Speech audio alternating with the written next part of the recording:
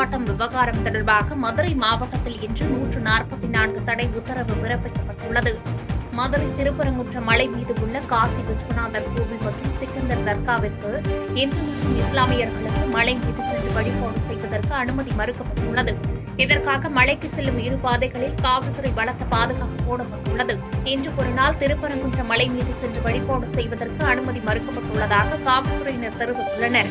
மேலும் தமிழகம் முழுவதும் இந்து முன்னணி அமைப்பு சார்பில் இன்று திருப்பரங்குன்றத்தில் கூடுவதற்கு அழைப்பு விடுத்துள்ள நிலையில் இந்து அமைப்பை சேர்ந்த முக்கிய நிர்வாகிகள் ஆங்காங்கே வீட்டு சிறையில் அடைக்கப்பட்டுள்ளனர்.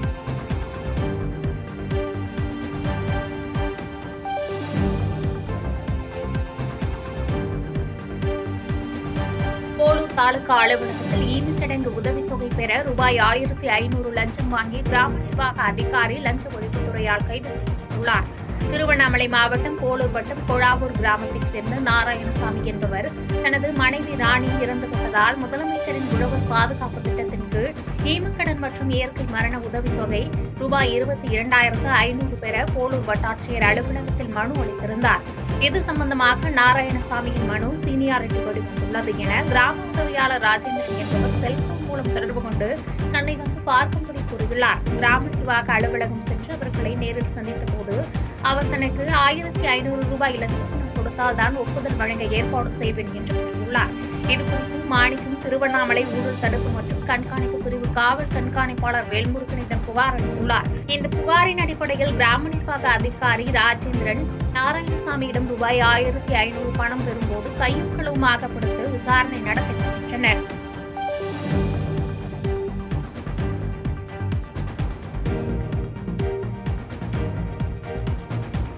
மத்திய அரசு எதை செய்தாலும் அதை குறை கூறி அரசியல் செய்வதே திராவிட மாடலின் திமுக அரசு என்று நடிகரும் பாஜகவை சேர்ந்தவருமான சரத்குமார் குற்றம் சாட்டியுள்ளார். தென்காசியில் உள்ள தனியார் மண்டபத்தில் வைத்து தென்காசி மாவட்ட புதிய பாரதிய ஜனதா கட்சி மாவட்ட தலைவராக தேர்வு செய்யப்பட்டுள்ள ஆனந்தன் ஐயாசாமியின் அறிமுக விழா நடைபெற்றது.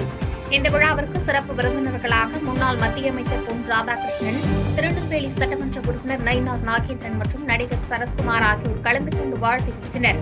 அப்போது பேசிய நடிகர் சரத்குமார், மத்தியில் 3வது முறையாக பிரதமர் மோடி தலைமையில் அமைந்துள்ள ஆட்சி மூலமாக சர்வதேச அளவில் இந்தியாவின் மதிப்பு உயர்ந்துள்ளது என்று பெருமிதம் கொண்டதோடு மத்திய அரசு எந்த திட்டத்தை செயல்படுத்தினாலும் அதனை குறை கூறுவதையே வாடிக்கையாக வைத்துக் கொண்டு அரசியல் செய்து வருவதுதான் திராவிட மாடல் திமுக அரசு என்று விமர்சித்தார். மேலும் 2026ஆம் ஆண்டு நடைபெறும் சட்டமன்ற தேர்தல் பாஜகவிற்கு அக்னி பரீட்சை நடக்கும் தேர்தலாகும். எனவே தொண்டர்கள் அனைவரும் மத்திய அரசின் திட்டங்களை மக்களுக்கு எடுத்துக் கூறி தேர்தல் பணியாற்ற வேண்டும் என்று கேட்டுக் கொண்டார்.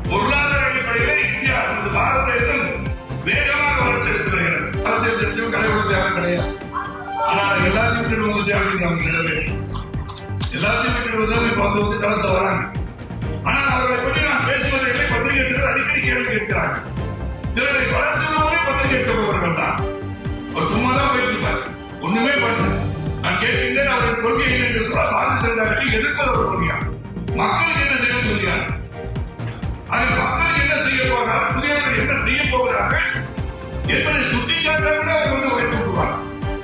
அதை சிந்தித்து பார்க்க வேண்டும்.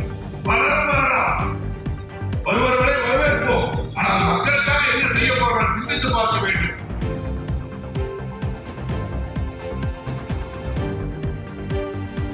ஓமலூர் அருகே திருடர்கள் என கிராம மக்கள் துரத்தியதால் கல்குவாரி குட்டையில் விழுந்து வாலிபர் உயிரிழந்த சம்பவம் அரங்கேறியுள்ளது. சேலம் மாவட்டம் ஓமலூர் அருகே நாரணம்பாளையத்தில் நடைபெற்ற இயேசு கிறிஸ்து திருவிழாவிற்கு தருமபுரி மாவட்டம் நல்லம்பள்ளியைச் சேர்ந்த விஜய், மேகநாதன் மற்றும் 17 வயது சிறுவன் ஆகியோர் உறவினர் வீட்டிற்கு வந்துள்ளனர்.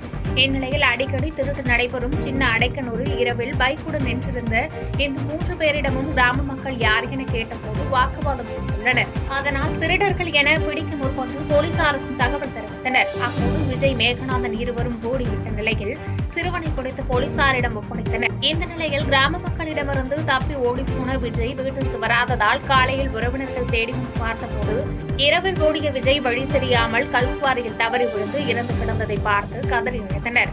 விஜய் உடலை கைப்பற்றிய ஓமலூர் போலீசார் சம்பவம் குறித்து விசாரணை நடத்தி வருகின்றனர்.